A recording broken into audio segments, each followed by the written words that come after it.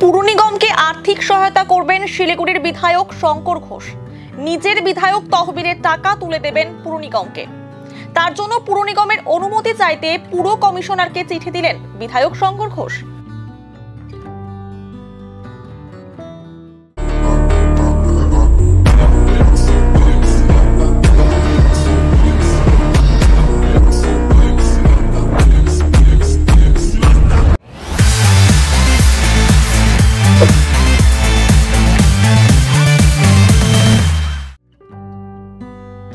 শহরের উন্নয়নের স্বার্থে বিধায়ক তহবিলের টাকা পুর নিগমের হাতে তুলে দিতে চান বিধায়ক।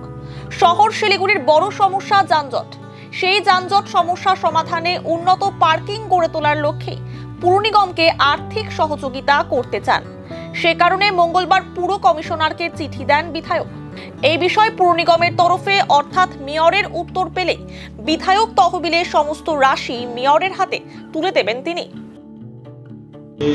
বিধায়ক তহবিল আমরা যেটা পাই সেটা আমি শিলিগুড়ির উন্নয়নের স্বার্থে, শিলিগুড়িতে যেহেতু পার্কিংয়ের একটা বড় সমস্যা আছে, সেই পার্কিংয়ের সমস্যা দূর করবার জন্য আমি এই পুরো টাকাটা ধাপে ধাপে আমি শিলিগুড়ি মিউনিসিপ্যাল কর্পোরেশনকে মাল্টি লেয়ার্ড পার্কিং করবার জন্য আমি সেই টাকাটা দিতে চাই। এই ব্যাপারে আমি প্রাথমিকভাবে মাননীয় মন্ত্রী ফিরহাদ হাকিম সাহেবের সাথে কথা বলি।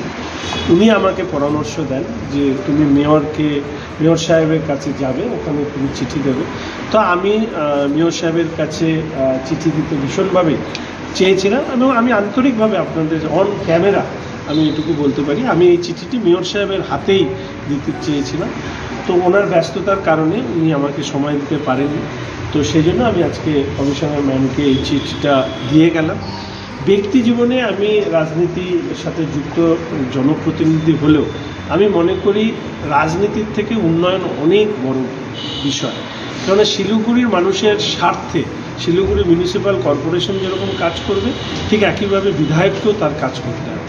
ফলে বিধায়ক হিসাবে আমি সেই দায়িত্ব পালন করতে চেয়ে আমি এটা আজকে দিলাম কমিশনার ম্যাডামের মাধ্যমে। নিশ্চিতভাবে মেয়র সাহেবের কাছে এই চিঠি যাবে এবং আমি ওনাকে বলেছি, ম্যামকে বলেছি যে খুব দ্রুত এই ব্যাপারে আমাদেরকে সিদ্ধান্ত জানাতে, যাতে যদি ওনারা করেন তাহলে ভালো, যদি ওনারা না করেন তাহলে আমাকে বিকল্প রাস্তা খুঁজতে হবে। এবং আপনাদেরকে আমি বলে রাখি যে গতকাল আমি এসজেডিতে গিয়েছিলাম।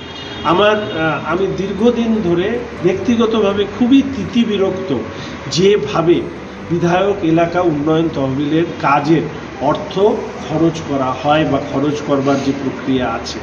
একজন সাধারণ মানুষের জিজ্ঞাসা থাকতেই পারে যে বিধায়ক হিসাবে তুমি কি কাজ করেছো।